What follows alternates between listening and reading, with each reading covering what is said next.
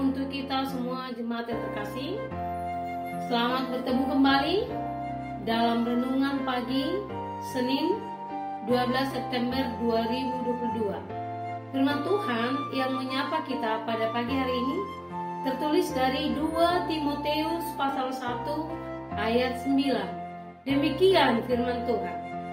Dialah yang menyelamatkan kita dan memanggil kita dengan panggilan kudus, bukan berdasarkan perbuatan kita, melainkan berdasarkan maksud dan kasih karunia-Nya sendiri yang telah dikaruniakan kepada kita dalam Kristus Yesus sebelum permulaan zaman.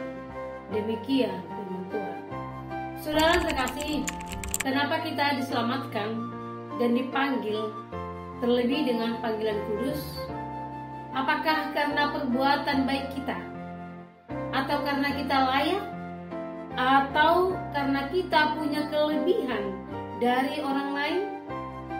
Menemukan alasan kenapa Tuhan menyelamatkan dan memanggil kita adalah hal yang sangat penting.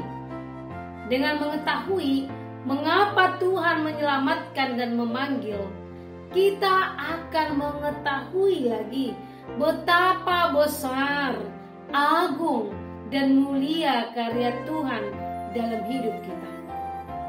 Saudaraku terkasih, Paulus menjelaskan bahwa Injil adalah karya penyelamatan dan pemanggilan Tuhan. Karya keselamatan dan pemanggilan ditetapkan berdasarkan kasih karunia-Nya. Karya itu dinyatakan di dalam Yesus Kristus Juru Selamat, yang telah mematahkan kuasa maut dan mendatangkan hidup yang tidak dapat binasa. Saudara terkasih, dari dirinya sendiri tidak seorang pun yang dapat dan layak mendapat keselamatan, karena semua manusia sudah jatuh ke dalam dosa, dan upah dosa adalah maut. Tidak ada kekuatan yang dapat mengubah kebinasaan akibat dosa, baik itu perbuatan ataupun amal ibadah atau apapun yang dilakukan oleh manusia, tidak pernah cukup. Hanya karena kasih karunia Tuhanlah yang dijadikan ataupun yang diberikan untuk karya keselamatan kepada setiap orang yang berdosa. Hanya karena kasih Tuhan saja. Inilah Injil yang diterima oleh Paulus. Maka Injil adalah mengapa Paulus mau bertahan dan menderita. Sebab Paulus tahu bahwa Allah yang dia percaya adalah sumber keselamatan ataupun sumber yang memberikan panggilan ataupun karya keselamatannya.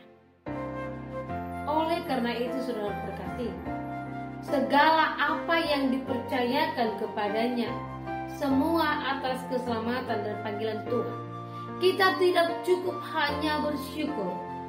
Dalam keselamatan dan panggilan yang kita terima, ada tugas yang harus ditunaikan, sama halnya seperti Rasul Paulus.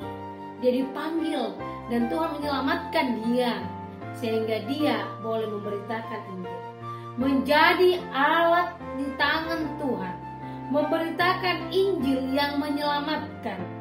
Melalui kehidupan kita, nyata kasih karunia Yesus Kristus yang bisa dilihat dan dirasakan orang-orang di sekeliling kita. Tuhan Yesus memberkati.